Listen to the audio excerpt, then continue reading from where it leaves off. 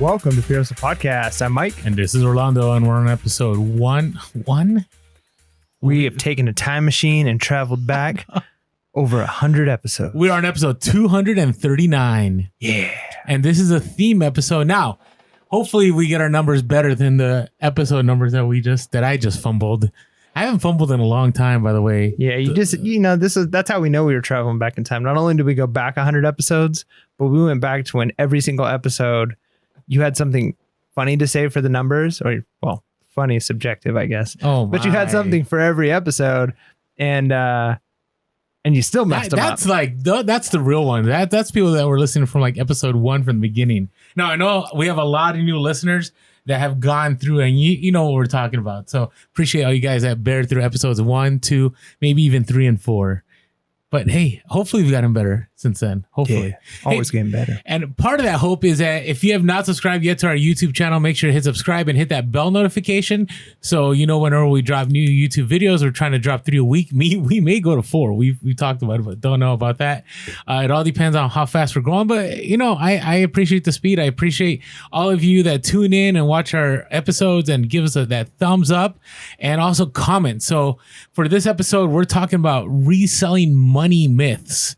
Because I think there's a lot out there. So before we get started, I'm interested. What are some of the reselling money myths that you hear? Like you started reselling and then you're like, oh yeah, this is the way it is. And then after a while, you're like, wait a second, that's not how reselling goes. Yeah. What are some of the things that you've recognized, or the ones that maybe you already knew, but you hear other people espousing and you're like, no, stop, just stop with that. That's wrong. Let us know what your pet peeve money myths are down below, or the things maybe you believed when you started. And we'd love to chat about that. And again, thank you for those of you who are commenting. And also, since we're talking about potentially adding more YouTube videos, if you have suggestions of types of YouTube videos you'd like to see, content, ideas, let us know. Because, this isn't our show. This is our show, right? This is all of us. We're a community here, and we want to be providing the content that you guys want and can enjoy and benefit from. So, all right, let's get right into these. All right, so this is the one that gets kind of controversial. And I'm not trying to be controversial, but a lot of new sellers, I feel like they see these posts on social media, whether it be Instagram or on TikTok or Facebook, even if you're on Facebook, wherever you see it, and you look at this and you're like, wow, like that person is killing it. Right. And so we all know what it is. Now, there's 2 of them. There's 2 sales charts. We'll talk about the second one in a little bit. But there's that 90-day eBay total.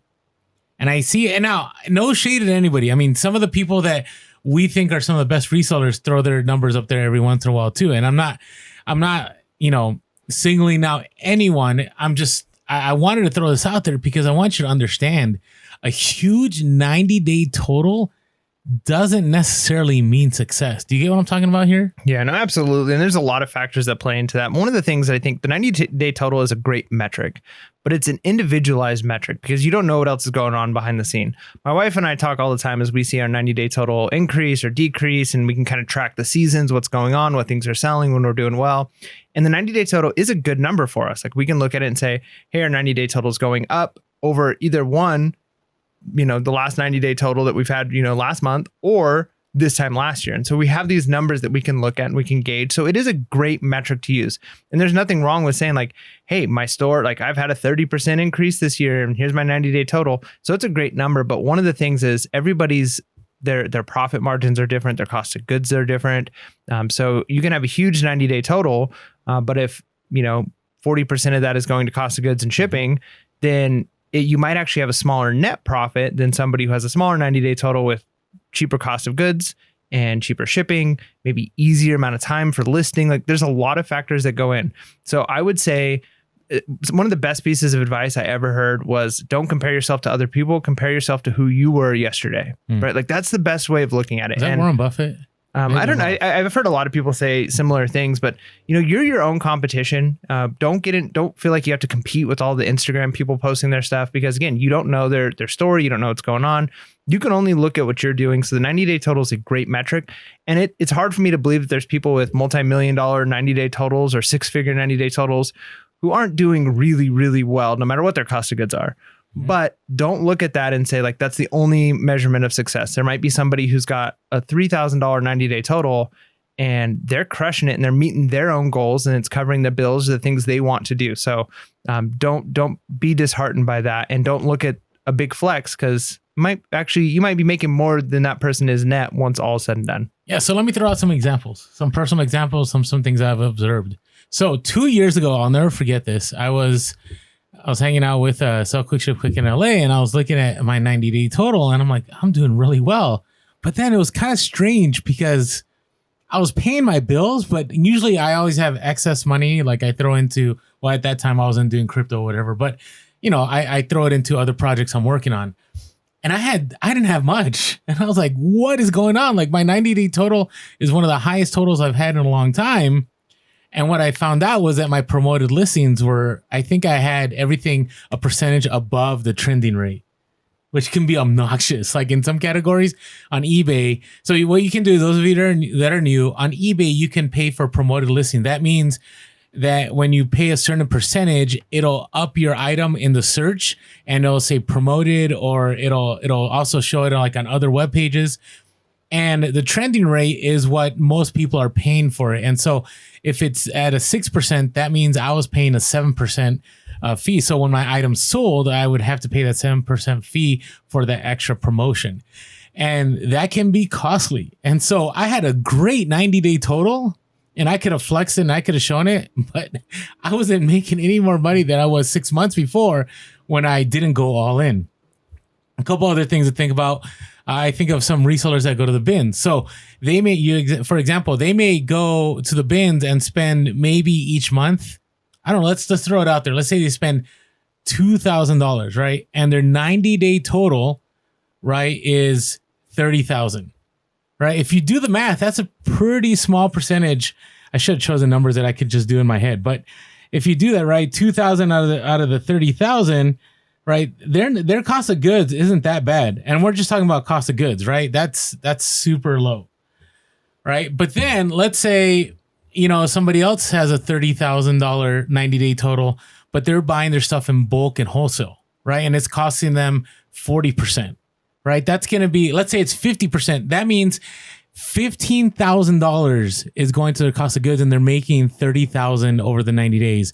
Where there's somebody going to the bin spending $2,000 and they're making $30,000. Now, that's an extreme, right? But that shows you the potential for net profit. And actually, I was looking at my own numbers today while prepping for this. And you know me, I've always talked about I won't share my 90-day totals. I don't do the Amazon thing just because I don't. Number one, I think it's I personally, this is the first time, and people call me out all the time.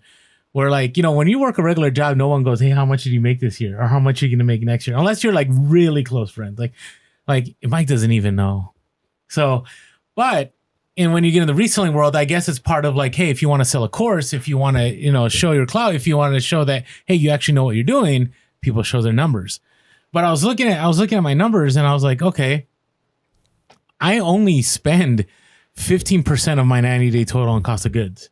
And another, 5 to 10% goes into shipping and goes into promoted listings and goes into the fee. So 25% I'm happy with, right? Because I don't need a huge 30-day total. Now, you got to be aware of that. Here's another example. If you sell hard goods, your 90-day total may be higher than somebody who does free shipping for clothing, right? Because if you do free shipping for clothing, right, you're not getting that shipping money into that 90-day total. On top of that, you're not paying that much for shipping. So somebody could have, let's say, a $50,000 90-day total for hard goods, and somebody else could have a $30,000 90-day total for clothing, and they may be making the same amount of money. Yep. Right? So just be aware. I mean, the myth is, you look at that and you're like, wow. Now, that doesn't mean that people aren't doing well, but it also doesn't mean that they are doing that well. Right? Like Mike said, I actually, this was a shock to me. My first year reselling, I started recognizing that I was actually doing better than I thought. Because my 90-day total was never what I was seeing on Instagram. But then I was like, wait a second.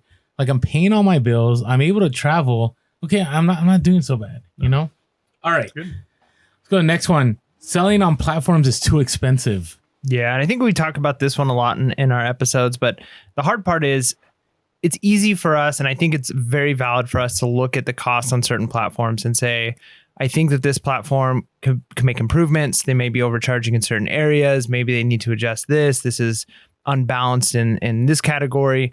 However, when you're making the comparison with a brick and mortar store or anything else where you're having to deal with your own marketing, right? Where you're trying to, so if you've got an Etsy store, I mean, Etsy might not be a great example because it's doing a lot of the marketing for you. But if you got your own website where you're selling something you're making or something that you're buying, you've got to drive the traffic there. You've got to pay for the advertisement. You've got to find a way to get customers.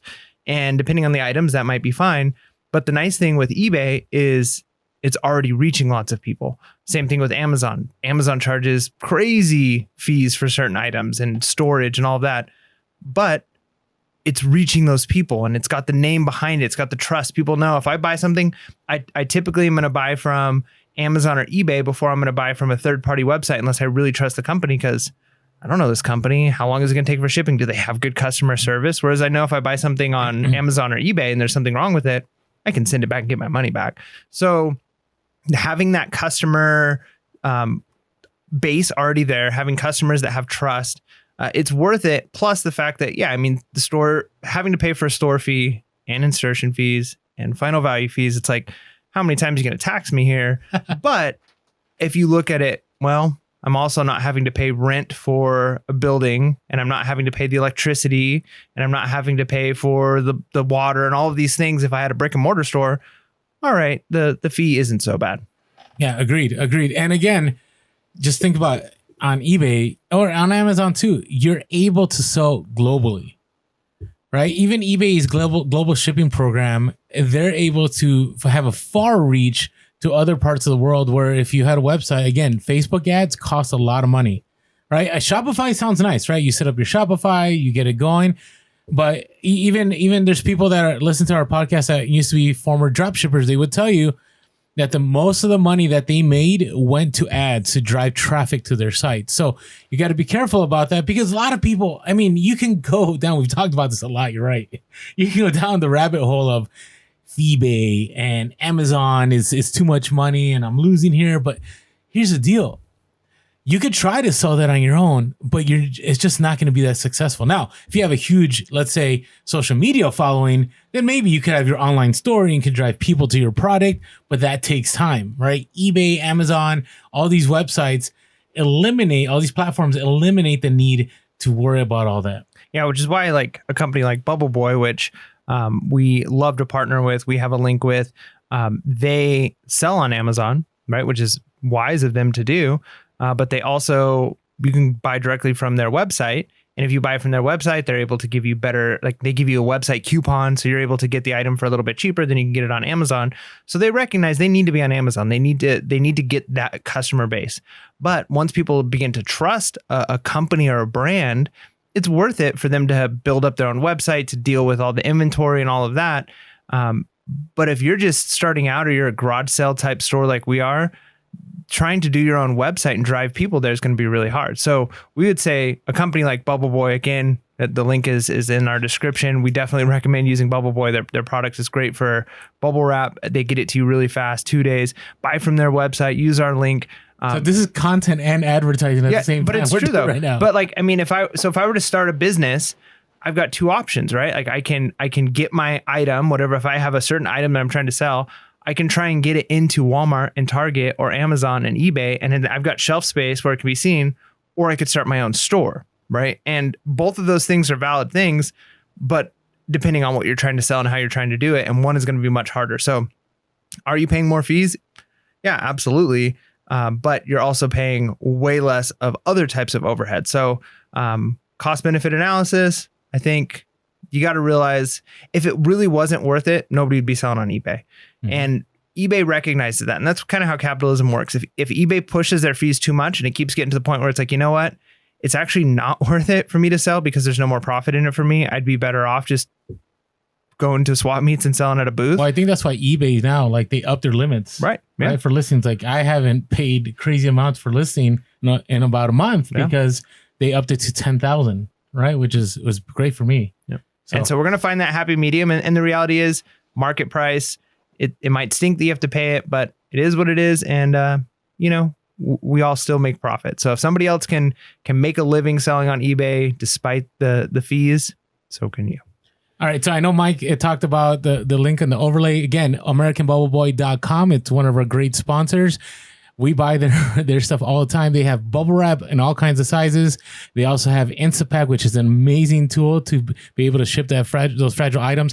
And due to the location of their warehouses throughout the country, you can get your stuff in 1 day or 2 days, and they even have local pickup. So if you haven't checked them out yet, go to the link below, AmericanBubbleBoy.com, and order some bubble wrap from them. They'll get to know that we sent them there. We sent them there. We sent you there. And then they can send you the amazing bubble wrap. Yeah, it's like a circle of life. There you go. It's a beautiful thing. AmericanBubbleBoy.com. Seriously, incredible company, great customer service. I personally have talked to the owner on the phone. I have his number on my phone. It's text if I need anything. Legit company. So check them out, AmericanBubbleBoy.com. All right, next. The higher the average. No, actually, let's do this one. eBay solds means it will sell for that price again. What are your thoughts on that one? Yeah, this one is tough because it goes in both directions, right? Sometimes you see things that sell and you're like, this only sells for $20 because I see one sold 2 months ago for $20. So that's what I can get for it. Or you can say this sold one time for $500. That's what I can get for it. And so you have both extremes. Sometimes people are selling them for not enough money. You can actually list high. We do that all the time where we see that, you know what, based off of what I have, maybe the condition, the pictures, or there's just not enough inventory. I can actually list this higher than what they've sold for recently. So you can actually end up making more than what you think is possible based off of the previous solds. But the inverse is true also. Sometimes you see an outrageous price for one going for something really, really high. And who knows, maybe it was a special time when there just was none available. Someone was willing to pay however much for the PlayStation 5 or whatever it is, and it's significantly more. And then once they're in stock, that price drops. So if you're holding on, if there's people still trying to sell Nintendo Switches for $700-800, they're probably struggling right now just because it has sold for that in the past. So it goes both directions. Sometimes you want it to sell really, really high because you've seen it sell that way in the past, or you've seen it sell low, so you don't mark it up at what it deserves. You have to kind of figure out what the market actually is. And so looking at previous solds is a great indicator. It's a tool, but using something like Terapeak and other marketing tools that you can use will actually help you find a better version of what is the market value of this item today. Mm-hmm. And I made a whole video about this at 90 Day Comps Are Not Enough. If you want to check it out on our YouTube channel. But I also wanted to share, like when I first started reselling, I made this mistake all the time. Like I would find something, I would search it on my phone, and it would have one comp of it, and it sold for a lot of money. So I'm like, oh yeah, I'm gonna buy this. I'm gonna list it. It's gonna sell for that amount, and then it would just sit there, and maybe it's still in my store today, because I did pick up a lot of items like that. So it's important to see sell-through rate if possible, right? If you're able to see that, hey, there's more sold than listed, that's a pretty good understanding that, okay, it's gonna sell, and whatever price point it's sold for more, that's what you're going to be able to get, right? Because you may have some outliers, like something will sell for 40, 60, 40, 50, 60, and then one sells for 100, and you're like, oh, I'm going to list it for that 100 because it sold for that 100 at one time. That may have been the right buyer at the right time. It may have been the only time that item was listed and all the others were sold. It could have been somebody internationally, and that was the only listing they're able to see. It could have been the only sponsored item that was on there, and that's why they bought it for that price. So you just got to be careful, because I did pick up a lot of junk in my early days going on just one comp. So I would see like 8 or 9, and I saw that were not sold, but I'd see the one that sold. I'm like, yes, this is going to sell. And that's the sad case is I think a lot of the stuff I have that hasn't sold in a handful of years is probably because of that.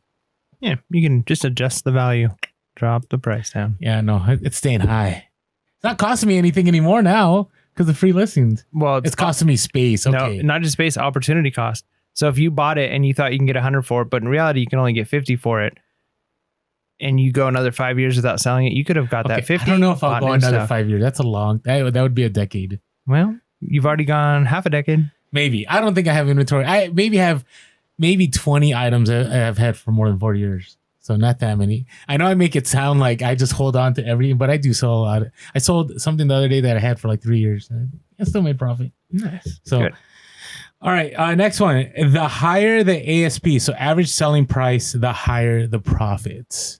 I want to hear your thoughts on this. Yeah, again, this kind of goes along with what we were talking about earlier in the sense of it. Part of it depends on the cost of goods. I heard back when Best Buy was a thing. Oh no, Best Buy's still a thing. What was the one that was Circuit City? Circuit City. Good Guys?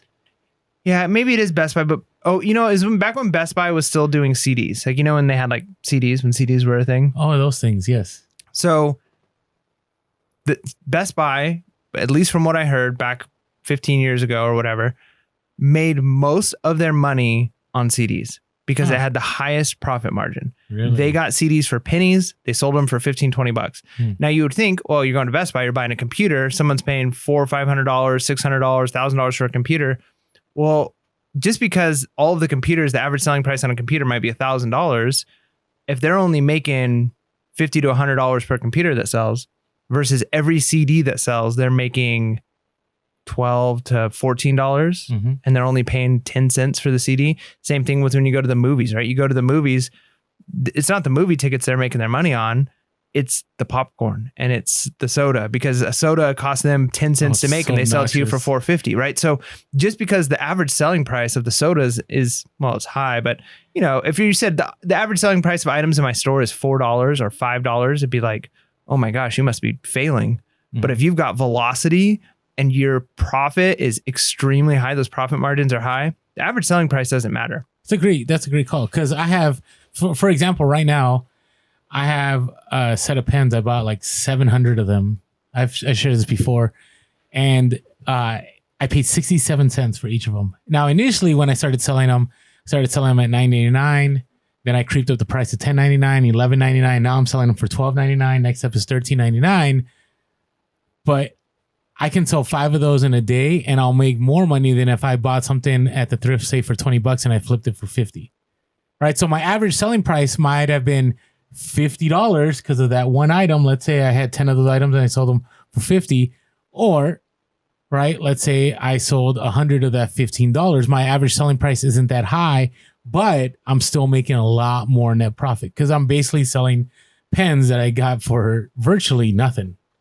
Right? It reminds me of, you remember the old game Roller Coaster Tycoon or like Theme Park Tycoon or whatever? There was like a little trick you can do in that game where it cost you more because you had to like do all the management and you could pay more to add extra salt to like your food. But if you added extra salt to the food, people would buy more drinks and you could jack the price of drinks up. So you made the price of fries almost nothing, but you made the price of drinks really high.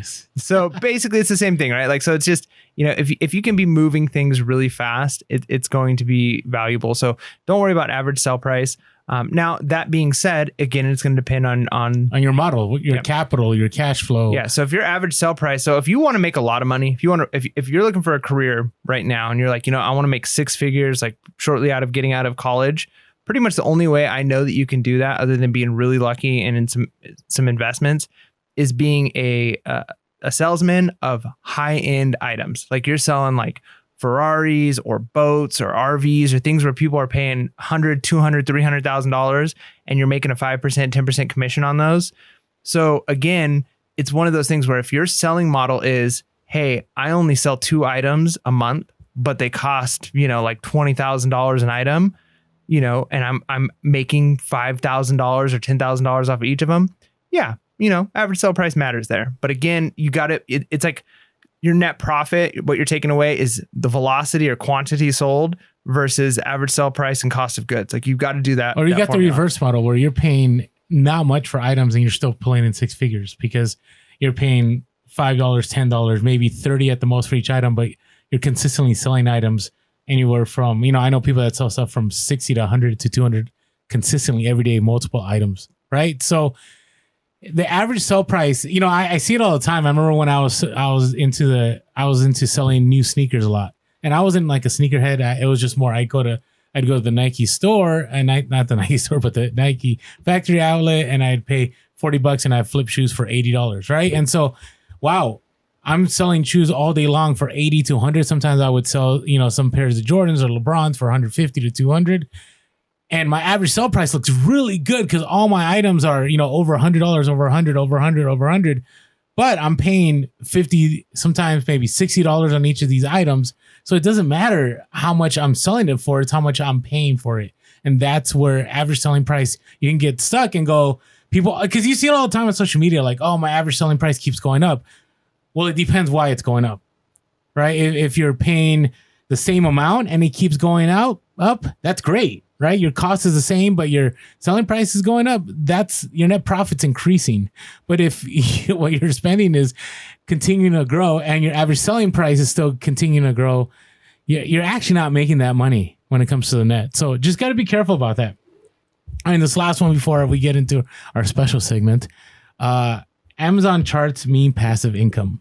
Okay, and I'll speak on this real quick because Mike doesn't do a lot on Amazon. So we've talked about this so much. Those Amazon charts are so misleading. I know people personally that sell $1 million a year and they don't even crack six figures net. Right. So this is in retail arbitrage. This happens a lot. Right. So you might sell, a bunch of items that you paid, let's say you paid $10 and you flipped them all for 20. And in the end, you made $4 on each of them and you sold 1,000 of them. Well, that's great.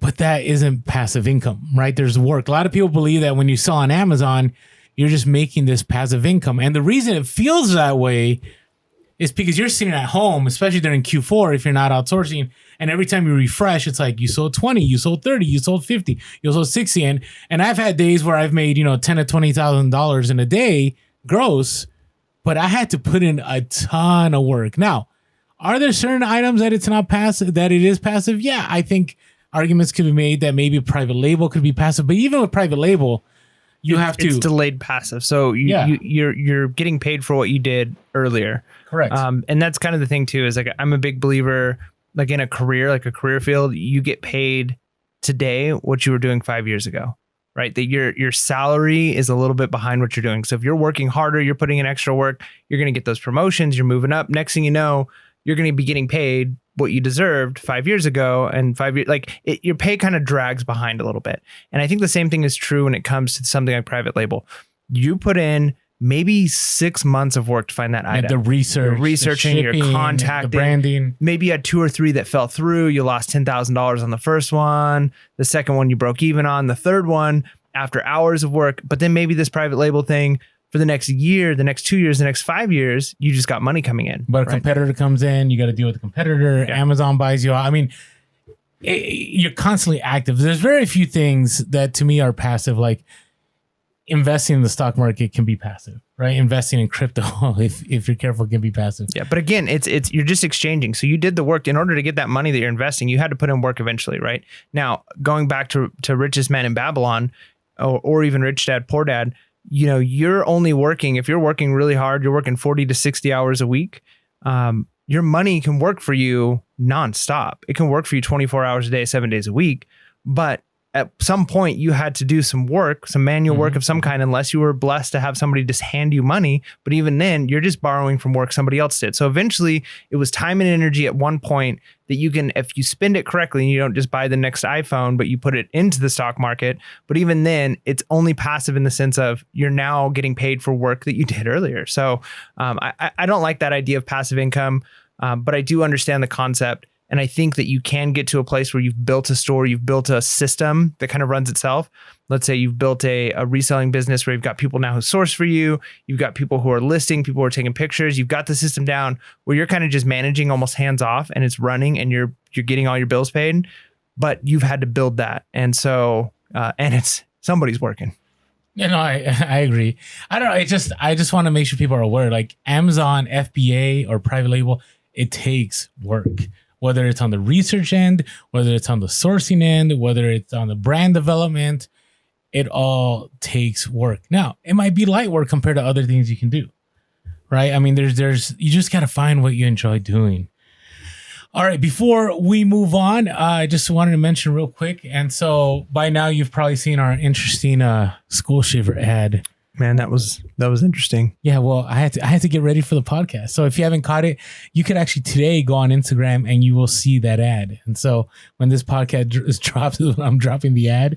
But we love our skull shavers because they're quick and they're efficient. So the charge is great.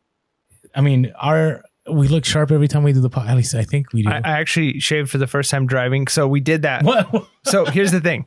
We recorded a little like kind of advertising promo for Skull Shaver.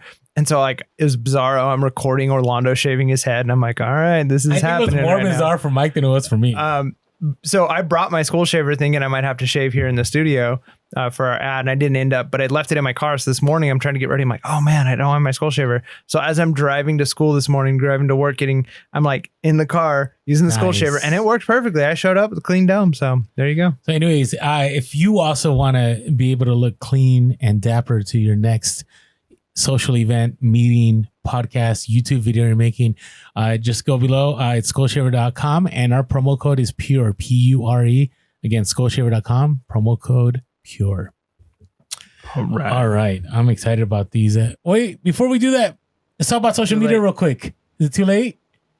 I don't know if it's too late. All right. It didn't go through. All right, go for it. All right. Hey, if you haven't yet followed us on social media, we are Pure Hustle Podcast on Instagram, TikTok, and Facebook. We are Pure Hustle Cast on Clubhouse and Twitter. Do you know Clubhouse numbers went way down? Did they? People were talking it was like a pandemic app. So anyways, kind of sad because it was kind of cool, the community in there. Not that we've completely bounced out, but you can find us there sometimes. Maybe we need to create our own reseller social media website. Okay. Yeah. Let us know. What would that look like? You mean like a Facebook group or like a Discord? Or No. I don't want to use another platform. This is specifically a platform for resellers, by resellers, making resellers the greatest community possible. We do have our own domain name, so it's very possible. This is not happening, so don't get your hopes up. Okay, all right. Anyways, but you could get your hopes up because we are hoping that we can have Pure Hustle Plus in the future. Those of you have been supporting us on buymeacoffee.com/Pure Hustle. That's again, buymeacoffee.com/Pure Hustle. There's a link below.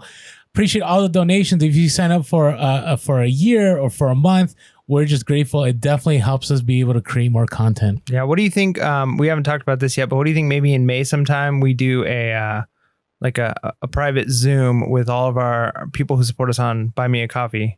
That is our Pure Hustle Plus. Like we'll just do like a Zoom. People can join in. We could chat. It could just be kind of informal. They could ask questions. We can kind of, just like a half hour, an hour of all of you who are supporting us on buymeacoffee.com, our Pure Hustle Plus. I think that'd be a good little thing. We can see how that goes, and then we can kind of build on top of that and create some extra interaction with those of you who continue to make Pure Hustle Podcast what it is. Because without your support, we couldn't do this. So yeah, I think I'm down for that. So we haven't done a YouTube live in a while, right? But this would be different because this would be exclusively for the buymeacoffee.com/Pure Hustle people. So see the link below. All right. Also, you can give us a call, 619-738-1170. That's 619-738-1170. Or shoot us an email, purehustlepodcast@gmail.com. That's purehustlepodcast@gmail.com. And as always, we are grateful for all the iTunes reviews that are being dropped. We are the most reviewed. We are the largest reselling podcast out there. And we appreciate all of you that tune in on a weekly basis and leave us great reviews. Should I read one of them? Do we got time? Let's do it. All right. So let me bring this up. And if you're wondering, like, why do we always, ask you guys for reviews? Because it helps us in the algorithm. So whenever people are typing in reselling podcasts, how do I sell on eBay? How do I make money? Our podcast pops up. So we're still in Club 500, right? 434 reviews. Yeah. So thank you. Let me read these last two. Want to just say thank you to all of you that spend the time to write nice reviews. All right. So this comes from Olivia DT.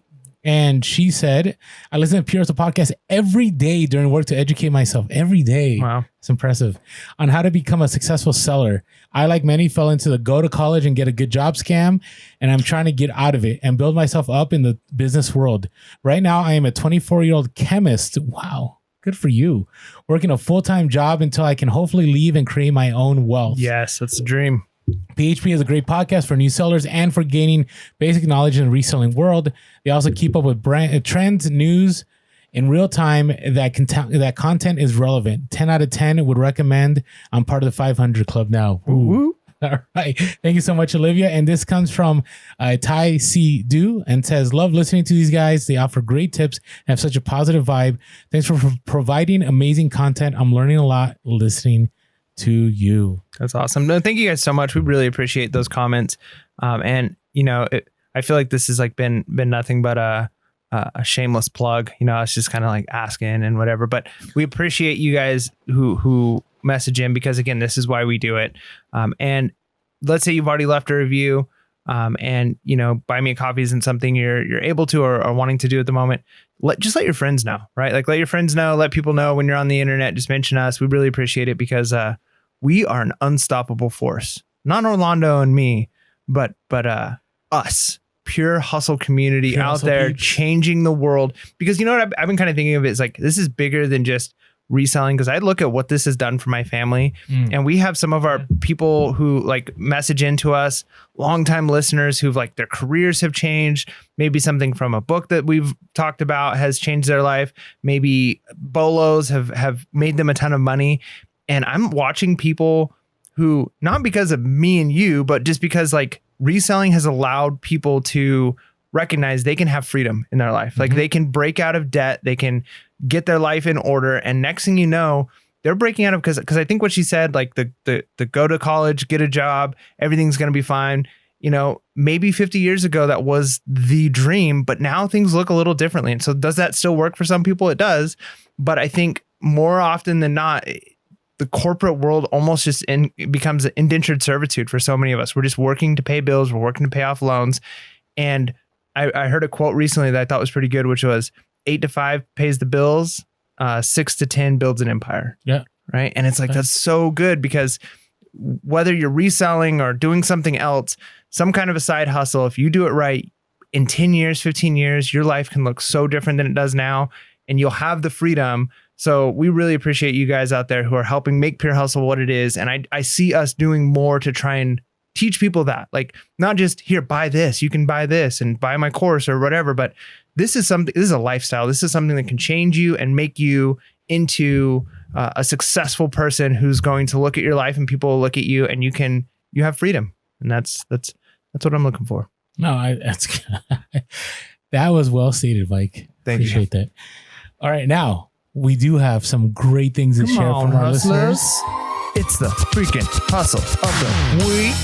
Yeah, do you have a fist bump going on over there? No, I always do this. Oh, all right. It's a 1990s gangsta lean. Okay. All right. You can lean with it and rock with it, man. All right. Good stuff. All right. Why don't you start us off, Mike? All right. Our first one comes from TK. His Twitter handle is at you want me to handle this one? El Flaco 402. El Flaco 402. Yep. I got it. Went to the store that shall not be named. Dun, dun, dun. I need to get that as a sound effect every time we say the store that shall not be named. That's true. Or something else. What's a good sound effect, guys, for the store that shall not be named? Oh, okay. Or maybe like the Freddy. Is it Freddy Krueger, or is it not Freddy Krueger? What's the one where like it's like the yeah, right, like right before. I think that's Jason. Jason, okay, that's Friday 13th. So, anyways, he went to the store that should not be named, and he came across 7 to 8 Jurassic Park dinosaur toys from 1993 to 1994. Picked up a few of them and paid $3.99 for one that sold via GSP in less than 24 hours for $189 plus shipping. Just one of them.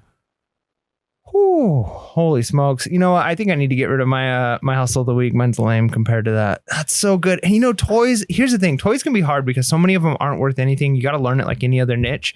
But it's funny because I've bought in a lot of just random like old school 90s toys at garage sales and thrift stores that really aren't worth a bunch of money. It can make maybe 5, 10, 15 bucks on some of them. But I'm like, oh, this would be cool for my son because the plastic is like a better plastic than some of the toys now. It's like nicer and sturdier, like Teenage Mutant Ninja Turtles.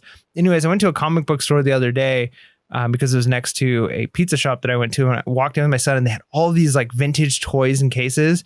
And as I'm walking by, like Judah's pointing at different ones that he has, and they're like, yeah, they're selling for like 10 or 15 bucks, but it's like, yeah, you have that. And it's kind of cool to see like pieces of history that people do want these things. And, you know, some of them are sell for 10 to 15 bucks and some of them sell for $189 plus shipping. So don't sleep on toys. Yeah, So and good job, TK. Yeah, and he's a repeat hustle of the week. If do you remember that Pepsi hat that sold for like over $100 a while back? I think so. I mean, I don't know, episode 39, who knows? But yeah, hey, I love people when they send them to repeat. So thanks again, El Flaco 402 on Twitter. All right, Tyler, IG handle JG Vintage. Wait, I want to make sure I typo stuff all the time. Now, this is also, we have a lot of repeat hustle of the week. So he actually he found a Carmelo Anthony basketball jersey that was signed a while back, and it was one of the hustle of the week. And yes, okay, so let me make sure I get his name right. It is JG_vintage_. All right, so he has a lot of awesome vintage gear on his Instagram. So he heard us talking about, I remember one time I shared one of the bolos about Disney Hawaiian shirts, and they are money if you find them, especially the Ren Spooner. So somebody correct me after all these years. You know, Rain Spooner, it's not Rain, it's Ren Spooner. Yeah, you know what? It's in Hawaii. I'm totally fine with that because what was the boot brand that I was saying wrong? Merle? Yeah. Morel. I'm telling you, it should be Morel. Merle, you messed up. It should be Morel. But all right, going back to, so I hopefully I'm saying Ren Spooner right. But so Tyler goes into, I believe it was a Savers. I should have asked exactly, so, but he actually showed me video. He's like, look at all these shirts I found. I owe you guys one. And so he saw a new rolling rack come out with several Ren Spooner Disney shirts. So it was like Cars, Inside Out, like a bunch of Disney movies. If you find these, you got money. So I saw what he was picking up for $6.99 a piece. Now, another reseller went through the rack and didn't pick any of the shirts up. Man, that person will never know what they missed. So came across. They're listening right now. They're a new listener, and they're like, I know, they're like, wait a second. I was at this place and they had Cars and an Inside Out, and so anyway, $6.99 a piece. Sold all 6 of the shirts for a total of $820. That's good. That's real good. That is, I'm telling you, I've only come across 2 Disney Hawaiian shirts. Actually, think of it. I have one right now that has a hole in it that I meant to get it sewed, and it's been sitting in a pile somewhere for like 6 months. What are you doing, man? I got to get that listed. But anyways, Tyler, nice work. I mean, seriously, like, I love it when people reach out to us and say, hey, because of you guys sharing this bolo, I came across this and really appreciated that. So thank you so much. Yeah. All right. Our next one comes from Kendra, IG handle at Kendra's Flips. Picked up a pair of Ralph Lauren jeans at one of the off store that sells clothing for $14. Picked them up because they looked cool and different. Didn't realize until she got home that they were a pair of Purple Label 50th anniversary 2018 runway pants. Went online and found a picture of it being worn on the runway and found out the patches on them were hand sewn. Listed them on eBay for $750 and sold for a $500 best offer. Holy smokes, for a pair of jeans, man. I'm looking for those Biggie Levi's, and you're over here picking up Purple. But isn't it such a great, Purple Label 50th anniversary? I've never picked up Purple Label runway Ralph Lauren's. That's amazing. No. Good job. And the research that you did, because that picture, I'm sure you posted on eBay, that definitely helps sell that pair of pants. So great job, Kendra. All right, what is your hustle of the week? So mine is definitely not a huge profit, but it's kind of cool because early on in my reselling, when I'm selling stuff that I picked up like first 6 months of reselling, again, it's that validation. I picked up a set of casino chips it was probably at the store that should not be named, and I think it was $2.99, right? And the casino chips were not like your traditional. Usually they're in like the metal cases, and like the plastic ones, or like the nice like ones that you'd use if you're playing like poker nights or whatever. But these ones look like a little bit older. They look like they were probably from like the 70s or the 80s, but they look like they were a gift set that you can buy in Vegas from a long time ago, right? Mm-hmm. So it was in a wooden case with like a glass top that slid out, and it had a bunch of the chips in there. And I picked this up for $2.99. I ended up selling it for about $45, I think it was, after shipping. And it was cool because there weren't any comps on this at the time when I picked it up. But I was like, you know what? Like, this is kind of cool. I don't see any comps for these, so I don't think they're like mass produced, which they probably were mass produced at one point, but they were older. So who knows? Somebody was looking for, maybe they were trying to replace a set that lost. Because I just remember like when I was a kid, I used to play chess a lot. I used to play a lot. All the games that my dad had in the closet I'd play. And he had bought this chess set when he was in Mexico that was this beautiful like stone, like Aztecs looking chess set. And I broke a bunch of the pieces when I was like in like first or second grade. And I just, to this day, he talks about like, yeah, that was a cool chess set. And I'm like, if I could find that chess set on eBay, I would buy it for him. So who knows? Maybe somebody lost some chips of their parents' poker set. You never know, but it's just cool because it validated the fact that it was a good buy, even though I didn't really know what I was doing. But it still sold. So $2.99 sat for a while in storage, but ended up making pretty decent profit on it. And now I can go and buy things with more knowledge, and I'll make even more money off of that original $2.99. Like if you could track like one of your first sales that you sold and things you've bought with it since, like it'd be pretty amazing. Like how much money those things actually end up turning how into. much you learned from like that one sale. They're like, I should pick this up. And then you get better at it and you understand more and your profits just go up. Yep. All right. So mine's going to be a little bit, there's a story to all this. So, Mike had talked about how much, we've been able to help people in the community with reselling and people's lives have been changed. But, Mike and I have always talked about how the reselling community has made us so much more profitable.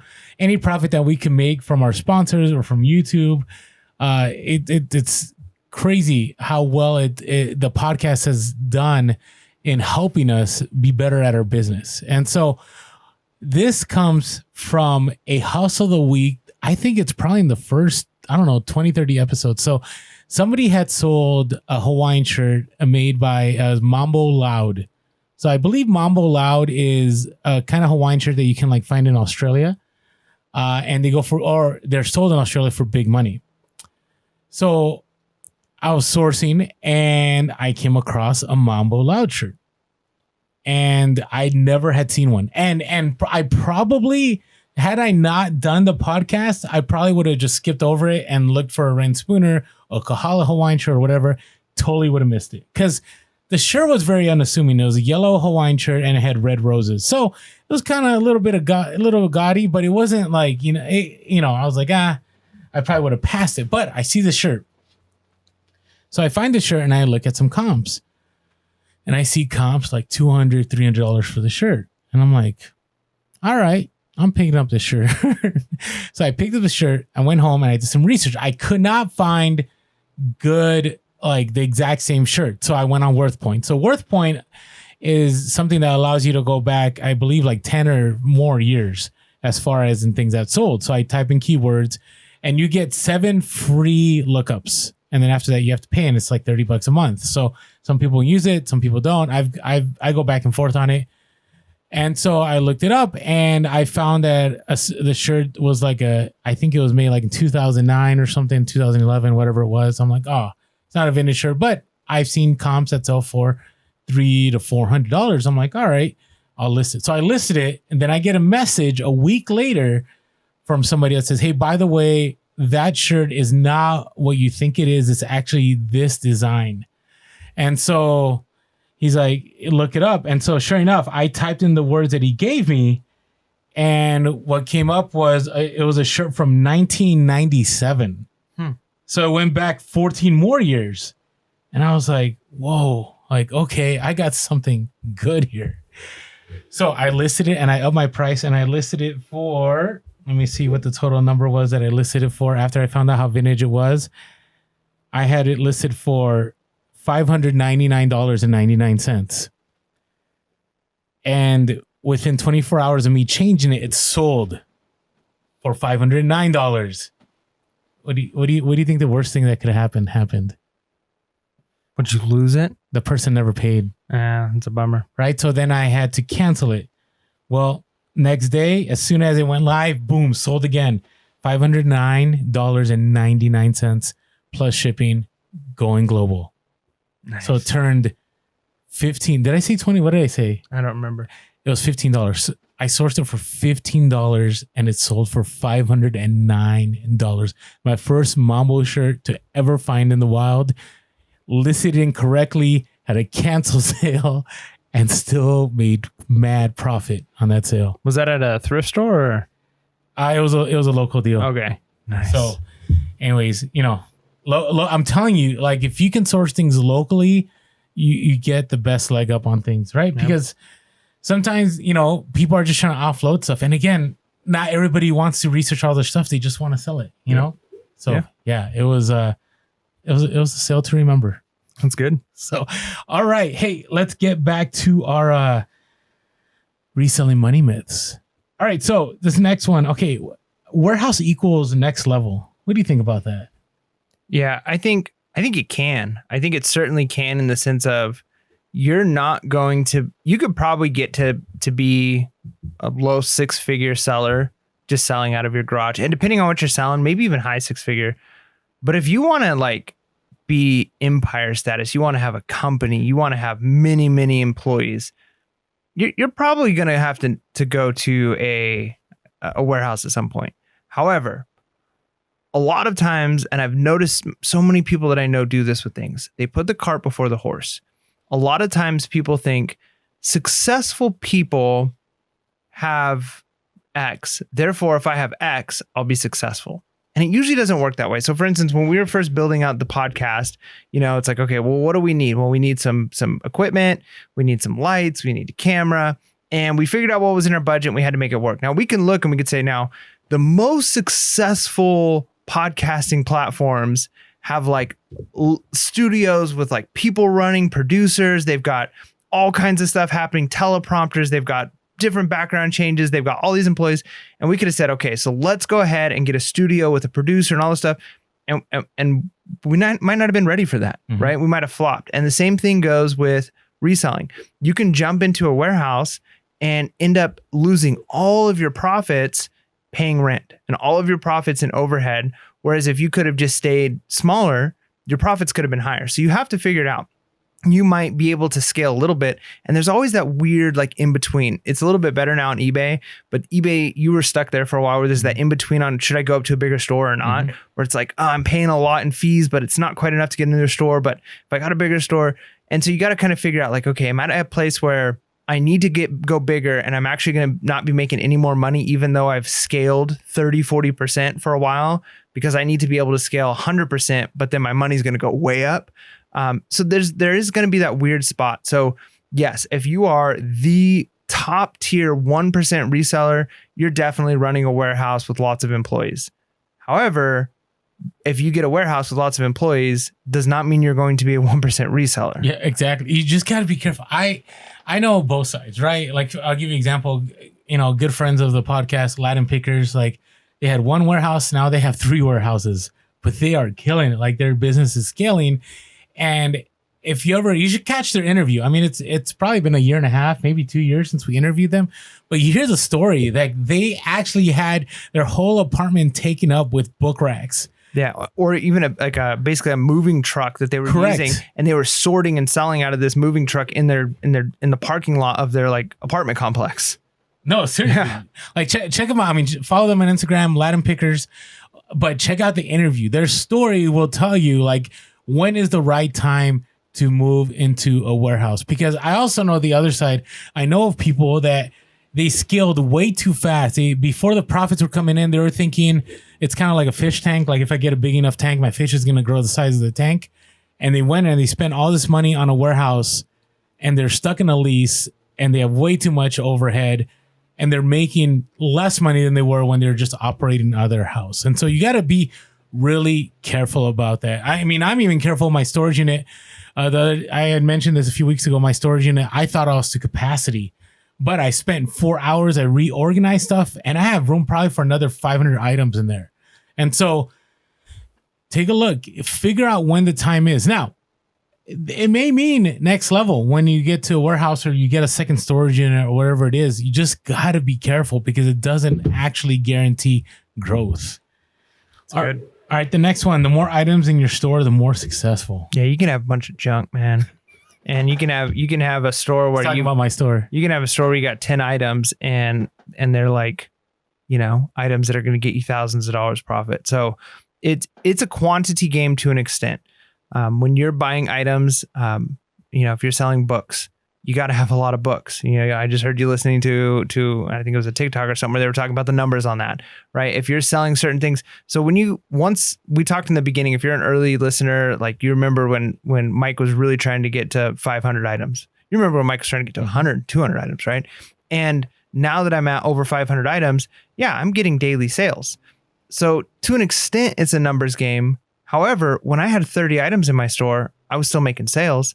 And depending on the types of items you had, I could have spent, if I was buying the way I was buying when I first started, I could have 500 items in my store and I'd be making weekly sales of like, well, I made 10 or 15 bucks today. Think about if we didn't do the podcast. Think about if we weren't friends and you just started. I'm not saying anything about me. I'm just saying you obviously source far better because of us doing the podcast than if we never did the podcast, right?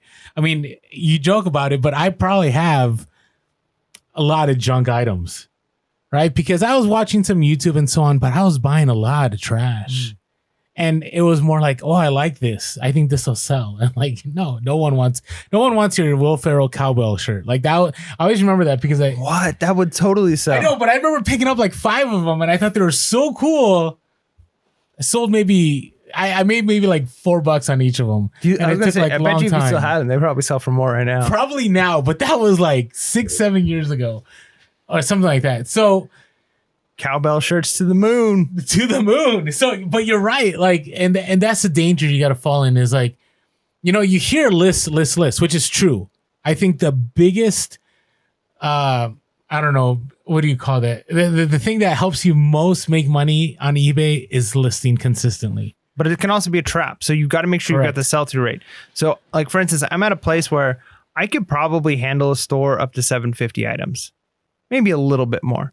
I don't think I want to, though, be much more above that. I don't think I want to get to 3,000 like Orlando's at. Unless I'm scaling, the business is going so well. But I'm making more than enough money right now at 500 items. And I've got a decent enough sell-through rate.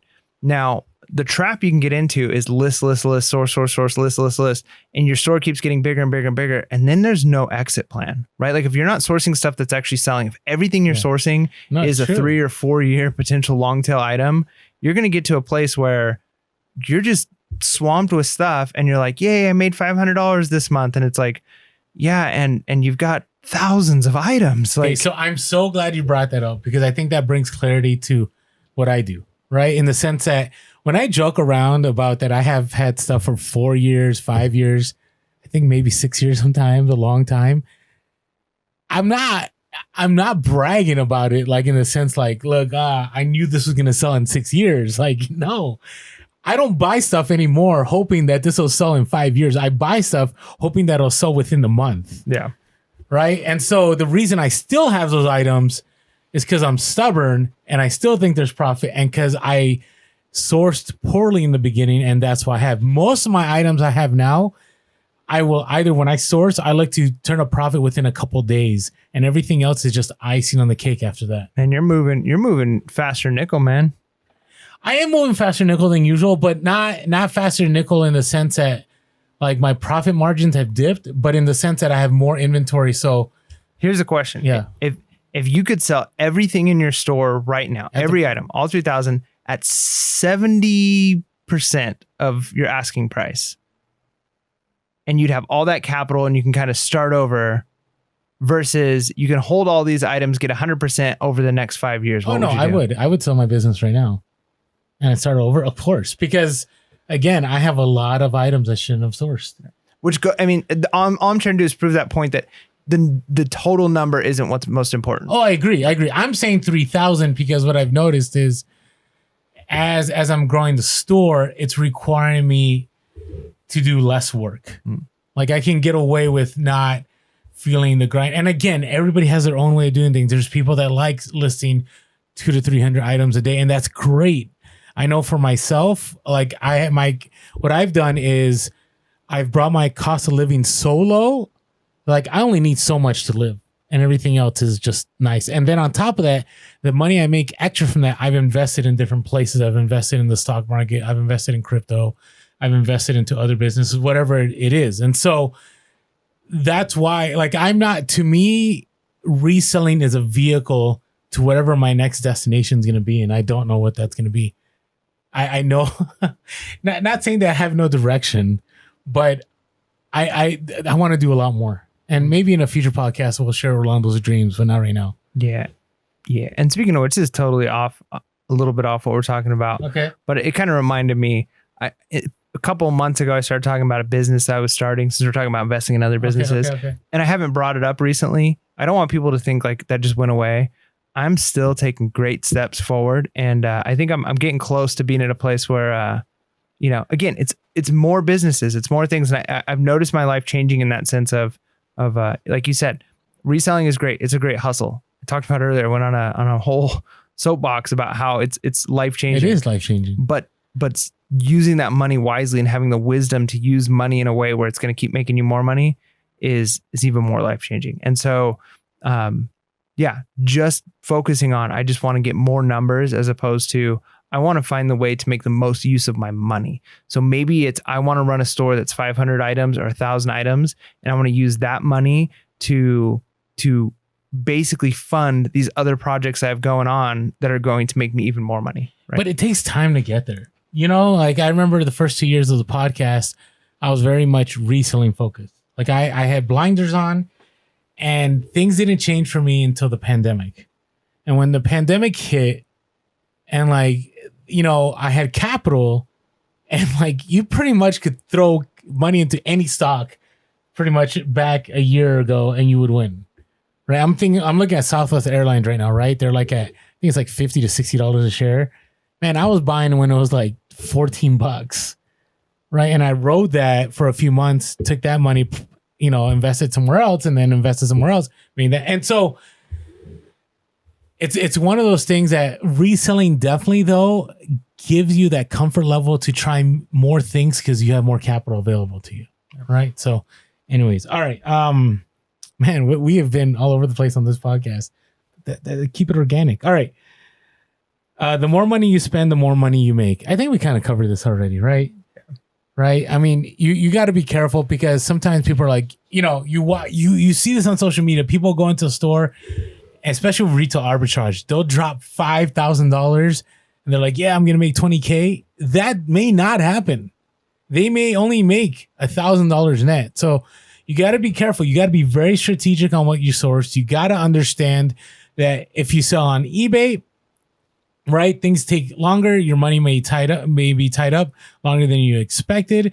If you sell on Amazon, there's a lot more competition. Price can immediately drop. Amazon can take over the listing.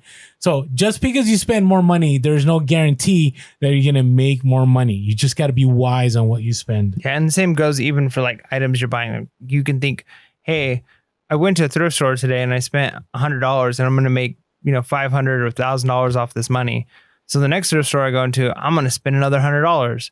Well, if the items aren't there, don't spend the money. And you can get caught in this trap of, I spent money and I made money. I need to spend more money, right? And when you're doing garage sale type stores like ours, where it's just a hodgepodge of all kinds of things, it's not always a guarantee, right? You can go a week without being able to source a single item, and the next week you source so much it covers you for the next month. And so you can't get caught into the every week I need to spend X amount of money, and if I spend this amount, I'm going to be pulling in this. It's not a linear growth and correlation, right? Sometimes you spend a little bit of money and it makes you a lot. Sometimes you spend a lot of money and it makes you a little bit. And so it's an up and down cycle, and you just have to prepare for that. And the hard part is we can become manic depressive in the sense of, you get these bolos where you're paying $6.99 for something and you're getting $820, and you think, well, every time I spend $6.99, I'm going to get that. And you go spend all your money and then you're upset because you're not making that kind of money. Or you can get into the depressive states of, I haven't found anything for a week. So you got to be balanced of, you need to spend your money wisely and not just be worried about spending how much money. Agreed. All right. Now we're going to talk, our last year, dealing with taxes, which we never talk about. There's no legal advice here. Disclaimer. Yeah. But I think let's just do all the disclaimers. Okay. I'm not your dad. I'm not a doctor. Don't eat paint, right? Don't cut the tag off of your mattress. It's against the law, right? Here's all the warnings. Make good choices. When we talk about taxes, we're not tax experts. So if you go and do something based off of what Beer Hustle Podcast said on taxes, as opposed to just trying to take the wisdom we have, don't eat the paint either. Okay. That's all I'm saying. All right. So I see this a lot, and we talked about this in our one of our reselling topics. How because of whatever that massive expensive relief bill, gargantuan, we have money machines printing money all day long bill that was passed. Now the you have to report any income. What was it above? Was it above 600? I think 600 or 400, Okay. something like that. All right. So, we hear this all the time. Like, and this is a myth where it's like, it's not worth it to resell if I have to report my taxes. And to me, that is furthest from the truth in so many ways. I look at it, there was a time where I was broke. And I remember I used to get breaks on everything. I would get breaks on my electricity bill. I remember I would get health insurance for my kids through the state. I remember when, I would get all these programs.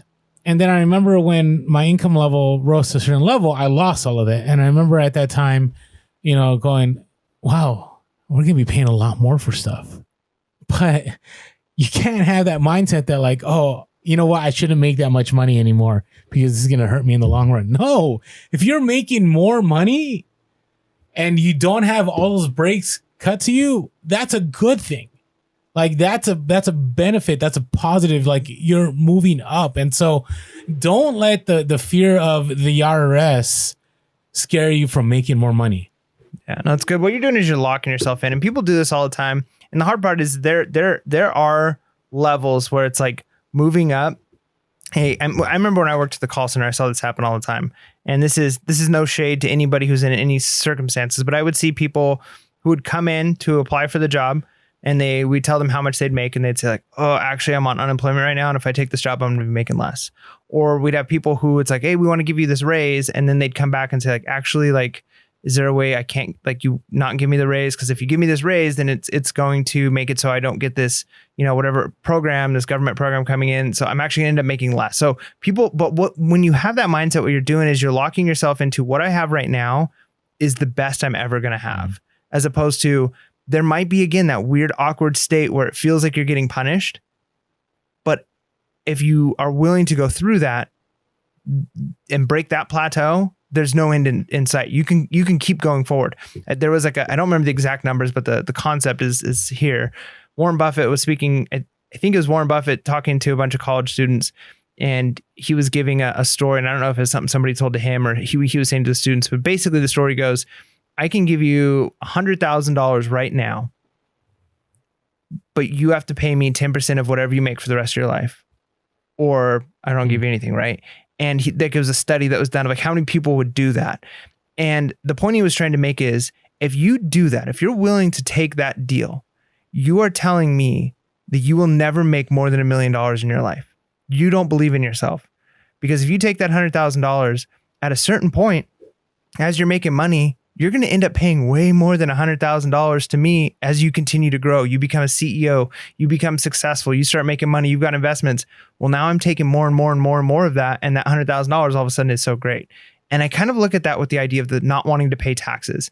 You can get to a place of, I'm happy where I'm at, and I don't want to have to work and have to pay 25, 30% of that into taxes. But what you're saying is, I don't think I could ever break past the point where it's still going to hurt, but I'm making so much more even paying those taxes than I was making before I had to pay those taxes. So don't limit yourself. The moment you limit yourself and you say, I don't want to get this raise because if I get this raise, I'm going to be making $100 less a month. Or if I have to start paying taxes, I'm going to be making $200 less a month.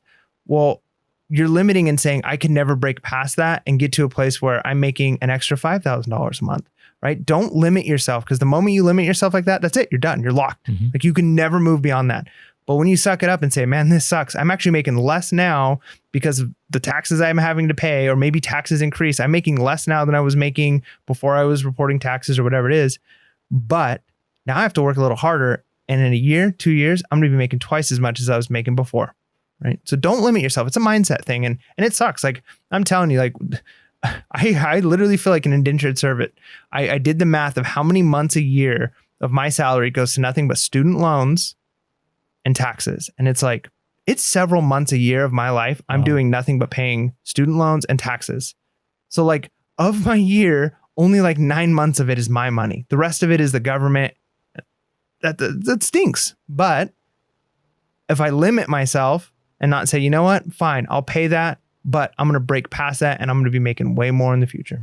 Agreed. And it's just a mindset change right now.